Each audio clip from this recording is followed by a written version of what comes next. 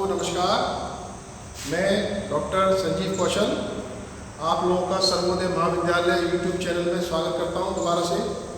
और अपने नए वीडियो में आपको, जैसा कि मैं doctor Sanjeev Kaushal agriculture economics पे बात करता हूं, कृषि अर्थशास्त्र, और अधिकतर जो मेरे वीडियो हैं अभी तक वो 4th सेमेस्टर के हैं और उसका टॉपिक है agriculture marketing trade and price.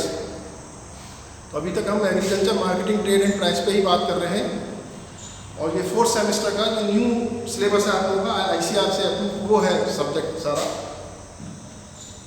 और जैसा कि सर्वोदय महाविद्यालय ने अपना ऑनलाइन पढ़ाई के लिए यूट्यूब चैनल बनाया है, उस पर ये वीडियो अपलोड होता है। उस चैनल को ज़्यादा से ज़्यादा सब्सक्राइब करें आप लोग, और वीडियो को ज़्यादा से लाइक करें, शेयर करें, और जो आपके पॉजिटिव कमेंट्स होते हैं वो उस पर कमेंट्स करें, जिससे कि आगे बढ़ोतरी हो सके। तो मैं इस वीडियो को स्टार्ट करता हूँ, अपने टॉपिक पे चलता हूँ। जैसा कि मैंने बताया, agriculture marketing trade and price 4th semester का ये आपका टॉपिक है। और मैं जो बात कर रहा हूँ वो है विपणन योग्य अतिरेक। समझे? ये एक बहुत ही इंपॉर्टेंट टॉपिक है आप लोगों के सिलेबस में। ऊपर मैंने लिखा हुआ है विपणन योग्य अतिरेक। विपणन योग्य अतिरेक, ठीक है। इसको इंग्लिश में क्या बोलते हैं हम लोग? Marketable surplus. Marketable surplus. शुरुआत करने से पहले आपको ऐसे लेमन की भाषा में समझाता हूं कि विपणन योग्य अतिरेक होता क्या है, ठीक है। अधिकतर किसान क्या होता है, अपनी फसल को बाजार में बेचता है। उपज का, किसान की जो उपज होती है उसका बड़ा भाग बाजार में बेच देता है। क्या? अब जो उसकी आवश्यकता होती है उससे अधिक समझकर किसान अपने बाजार में बेच देता है।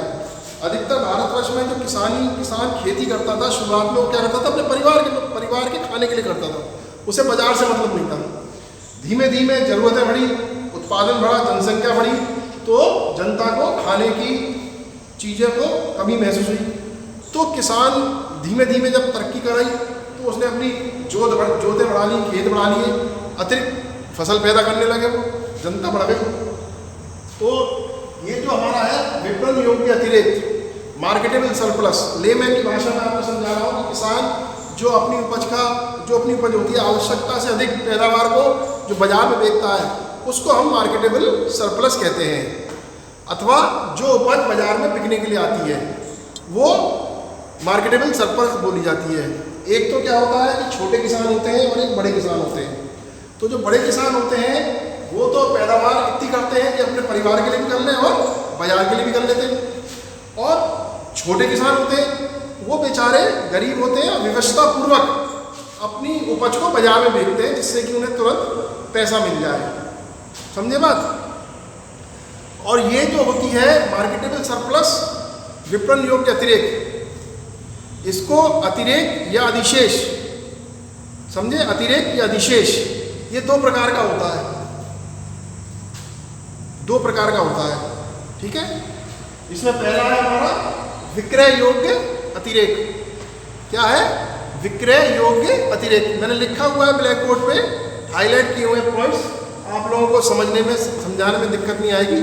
अभी मैं इसका थ्योरेटिकल पार्ट समझा रहा हूँ, और हो सका तो अगले वीडियो में इसका न्यूमेरिकल भी आपको करके बता दूंगा। तो मैंने इसके पॉइंट आउट किया हुआ है ब्लैक बोर्ड पे। ब्लैक बोर्ड हो सकता है दिखने में आपको तकलीफ हो, नहीं समझ में आ रहा हो, उसके लिए मैं क्षमा प्रार्थी हूँ। और जैसा कि मैंने बताया, अधिशेष 2 प्रकार का होता है। मार्केटेबल सरप्लस 2 प्रकार की होती है, ठीक है। क्या है?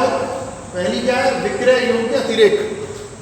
क्या है? विक्रय योग्य अतिरेक। इसको हम क्या बोलते हैं? Marketable surplus. और दूसरी क्या है? विकृत अतिरेक। क्या है? विकृत अतिरेक। ये लिखा है मैंने, विकृत अतिरेक, मार्केटेड सरप्लस, ठीक है। क्या है? मार्केटेड सरप्लस और मार्केटेबल सरप्लस, ठीक है। इंग्लिश में टॉपिक क्लियर हो जाना चाहिए। पहले हम लोग क्या पढ़ रहे हैं यहाँ पे? मार्केटेबल सरप्लस, ठीक है, विपणन योग्य अतिरेक, रिपीट कर रहा हूं टॉपिक को, विपणन योग्य अतिरेक, मार्केटेबल सरप्लस। क्या होता है? विपणन योग्य अतिरेक कुल उपज का वह भाग है जो किसान अपनी आवश्यकता से अधिक समझकर बाजार में विक्रय के लिए प्रस्तुत करता है। मंडी अथवा बाजार में जो माल बिकने के लिए आता है वह या तो बड़े किसानों द्वारा बेचा जाता है या फिर उसमें विवश होकर छोटे किसानों द्वारा माल भी सम्मिलित रहता है। इसलिए अतिरेक या अधिशेष दो प्रकार का होता है। वो कौन सा है? पहला वाला है विक्रय योग्य अतिरेक, मार्केटेबल सरप्लस, और दूसरा क्या है? विकृत अतिरेक, मार्केटेड सरप्लस। तो विक्रय योग्य अतिरेक क्या होता है? उसका फॉर्मूला क्या होता है? कुल उत्पादन माइनस ब्रैकेट लगा के परिवार के लिए प्लस श्रमिकों की मजदूरी हेतु प्लस पशुओं के लिए दाना प्लस बुआई का बीज प्लस सामाजिक और धार्मिक कार्यों के लिए रखा हुआ कुल उत्पादन।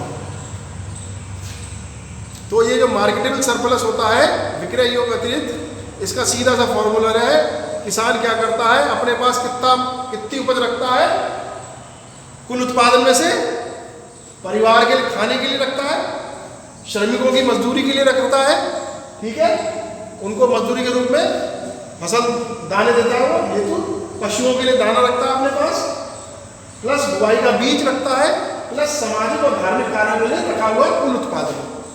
इन सबको रोक के बाकी बाजार में बिकने के लिए चला जाता है। तो ये क्या होता है? हमारा विक्रय योग्य अतिरेक, मार्केटेबल सरप्लस। इसको कैलकुलेट करने का ये तरीका है, इसका ये फॉर्मूला है, ठीक है। इसके न्यूमेरिकल भी आते हैं प्रैक्टिकल में, वो मैं आपको बता दूंगा कि थ्योरी का पार्ट है ये। दूसरा क्या था हमारा?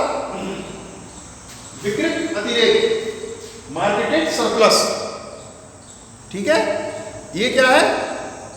इसमें मैंने एक शब्द लिखा है नीचे, फोर्स्ड सेल, जो कि मैंने एक वीडियो में और बताया था आपको, फोर्स सेल, विकृत अतिरेक, मार्केटेड सरप्लस, मार्केटेड सरप्लस, जो उत्पादन वास्तव में बिक्री के लिए मंडी में आता है, इसमें वह विवशता विक्रय, भी शामिल होता है। विवशता विक्रय क्या है? फोर्स सेल, जो छोटे किसानों को अपनी पारिवारिक आवश्यकताओं की पूर्ति के लिए फसल की कटाई के तुरंत बाद ही बेच देना पड़ता है, लेकिन यही किसान बाद में अपने परिवार की जरूरत की आवश्यकताओं की पूर्ति के लिए थोड़ी थोड़ी मात्रा में बाजार से उसी वस्तु को खरीद करते रहते हैं। समझे बात आप? विकृत अतिरेक, मार्केटेड सरप्लस, इसमें क्या है कि जो छोटे किसान हैं वो अपनी उपज को बाजार में बेचते हैं विवशता पूर्वक, उसको क्या कहते हैं? फोर्स सेल, जबरदस्ती जो बेची जाती है अपनी जरूरत को पूरा करने के लिए, ठीक है।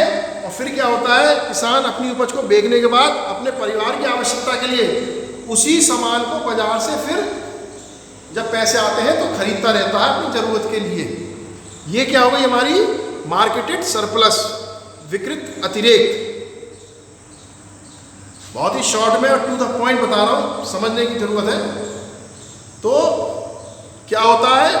मार्केटेबल सरप्लस, विपणन योग्य अतिरेक, दो प्रकार का होता है, विक्रय योग्य अतिरेक और विकृत अतिरेक, मार्केटेड सरप्लस। इसको क्या बोलते हैं? अधिशेष, जो कि दो प्रकार का होता है, ठीक है बात। विक्रय योग्य अतिरेक और विकृत अतिरेक, मार्केटेड सरप्लस। आई बात समझ में? और एक चीज और है इसमें समझने की, जो विकृत अतिरेक विक्रय अतिरेक से अधिक, बराबर या कम भी हो सकता है यदि विवशता विक्रय अधिक है या विवशता विक्रय बिल्कुल नहीं है, अथवा विक्रय योग में से कुछ भी रोक लिया गया है। समझे बात आप? जो इसकी मेन हेडिंग और बुलेट पॉइंट है आखिरी में, वो ये है।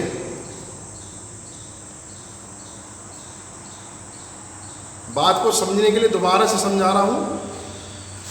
मार्केटेबल सरप्लस आज का जो टॉपिक है हमारा, विपणन योग्य अतिरेक, इसको अधिशेष भी बोलते हैं। ये दो प्रकार का होता है। बाजार में जब किसान अपनी उपज को बेचेगा, बाजार में उसकी उपज जाती है, तभी बाजार में बिक्री शुरू होती है, बिक्री होती है। इसको एक टर्मिनोलॉजी बोलते हैं, आगे आपके चैप्टर में आएगी, डिमांड एंड सप्लाई। समझे बात? Demand and supply. बाजार में जब कोई चीज़ खरीदने के लिए नहीं होगी तो बाजार का फायदा क्या होगा फिर? और किसान अपनी उपज जो होती है उसको अपने परिवार की ज़रूरत के हिसाब से सुरक्षित रख के बाकी बाजार में बेच देता है। लेकिन इसमें एक चीज़ और है कि ज़्यादा से ज़्यादा उपज बाजार में जानी चाहिए बिकने के लिए, तभी बाजार विकसित होंगे आगे जाके। ठीक है, ये मार्केट के लिए प्रॉफिटेबल होता है कि किसान की उपज बाजार में ज़्यादा से ज़्यादा आए, जिससे कि गिव एंड टेक की जो पूर्ति है वो चलती रहे। तो क्या बता रहा था मैं? विपणन योग्य अतिरेक, मार्केटेबल सरप्लस। विपणन योग्य अतिरेक कुल उपज का वह भाग है जो किसान अपनी आवश्यकता से अधिक समझकर बाजार में विक्रय के लिए प्रस्तुत करता है। ठीक बात? मंडी अथवा बाजार में जो माल बिकने के लिए आता है वह या तो बड़े किसानों द्वारा बेचा जाता है या फिर उसमें विवश होकर छोटे किसानों द्वारा बेचा हुआ माल भी सम्मिलित रहता है। इसीलिए इसको अतिरेक या अधिशेष, ये दो प्रकार का होता है। पहला मैंने बताया विक्रय योग्य अतिरेक, इसको क्या बोलते हैं इंग्लिश में? Marketable surplus. और दूसरा क्या है? विकृत अतिरेक, उसको क्या बोलते हैं? Marketed surplus. तो जो हमारा विक्रय योग्य अतिरेक है वो कैसे निकलता है? कुल उत्पादन माइनस परिवार के लिए प्लस श्रमिकों की मजदूरी हेतु प्लस पशुओं के लिए दाना प्लस बुआई का बीज प्लस सामाजिक और धार्मिक कार्यों के लिए रखा हुआ कुल उत्पादन। ये जितने भी लिखे हैं मैंने, ये सब क्या होते हैं?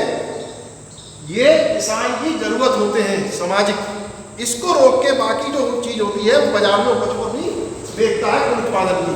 तो ये क्या है? विक्रय योग्य अतिरेक। ठीक है। दूसरा क्या बताया मैंने? विकृत अतिरेक, मार्केटेबल सरप्लस। मार्केटेड सरप्लस, जो उत्पादन वास्तव में बिक्री के लिए मंडी में आता है, इसमें वह विवशता विक्रय, फोर्स सेल भी शामिल होता है। छोटे किसानों को अपनी पारिवारिक आवश्यकताओं की पूर्ति के लिए फसल की कटाई के तुरंत बाद ही बेच देना पड़ता है। लेकिन ये ही किसान बाद में अपने परिवार की आवश्यकताओं की पूर्ति के लिए थोड़ी थोड़ी मात्रा में बाजार से उसी वस्तु को खरीदारी करते हैं। ठीक बात? ये दोनों क्लियर होगा अच्छे से।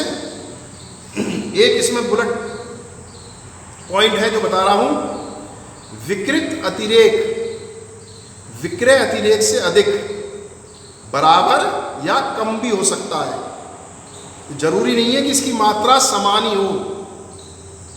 ये समझने वाली बात है, ये एज्यूम किया जाता है। क्या? विकृत अतिरेक विक्रय अतिरेक से अधिक, बराबर या कम भी हो सकता है। यदि विवशता विक्रय अधिक है या विवशता विक्रय बिल्कुल नहीं है अथवा विक्रय योग में से भी कुछ रोक लिया गया है, तो इसमें ये दोनों चीजें शामिल है इस लाइन में जो मैंने बोला है। ठीक है। अब इसमें आता है जो नेक्स्ट चीज है वो है विक्रय योग्य अतिरेक को प्रभावित करने वाले कारक। विक्रय योग्य अतिरेक को प्रभावित करने वाले कारक कौन कौन से होते हैं? इंग्लिश में बोलेंगे factors affecting marketable surplus. Factors affecting marketable surplus. विक्रय योग्य अतिरेक को प्रभावित करने वाले कारक और फैक्टर अफेक्टिंग मार्केटेबल सरप्लस। विक्रय योग्य अतिरेक की मात्रा में क्षेत्रानुसार, फसलानुसार और कभी कभी एक ही क्षेत्र और फसल में भी अंतर पाया जाता है। एक फार्म में दूसरे फार्म में भी अंतर देखने को मिलता है। किसी फार्म पर विशेष पर विक्रय योग्य अतिरेक की मात्रा, जो ये पॉइंट्स लिखे हैं, इनके ऊपर निर्भर करती है। तो क्या बताया, कैसे अफेक्ट करता है ये?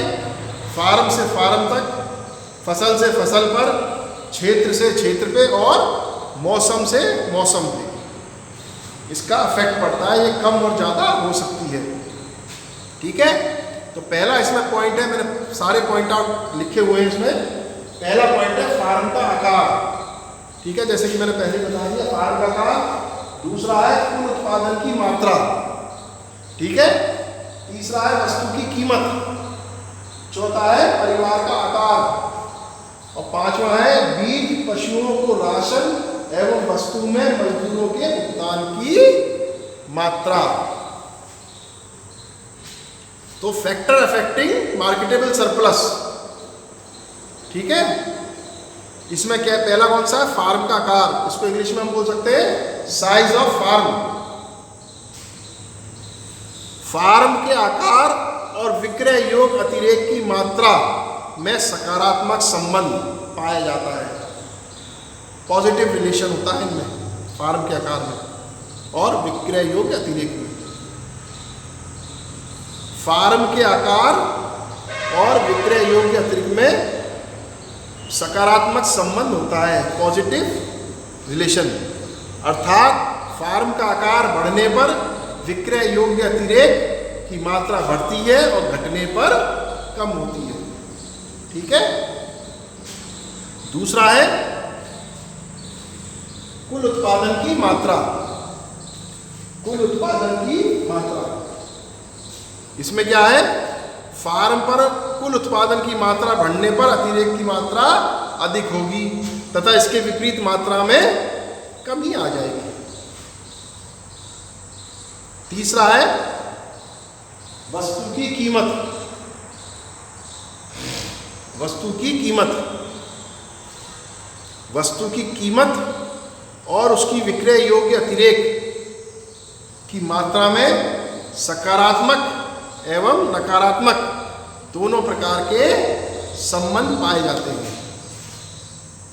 यह निर्भर करता है कि आप अल्पकाल एवं दीर्घकाल किस संदर्भ में गणना करते हैं। क्या है, वस्तु की कीमत। तीसरा बोलता है, इसमें दोनों ही प्रकार के संबंध पाए जाते हैं, सकारात्मक और नकारात्मक। और दिक्कत यह है कि इसमें संबंध जो आता है वो आता है कि गणना आप अल्पकाल में कर रहे हैं कि दीर्घकाल में कर रहे हैं वस्तु की कीमत की, तो उसमें संबंध पॉजिटिव और नेगेटिव दोनों ही रहते हैं। ठीक है, फोर्थ है आपका परिवार का आकार। परिवार का आकार, यदि परिवार के सदस्यों की संख्या अधिक है तो अतिरेक की मात्रा कम होगी। इसके विपरीत परिवार का आकार छोटा होने पर विक्रय योग्य अतिरेक की मात्रा अधिक होगी। समझे बात आप?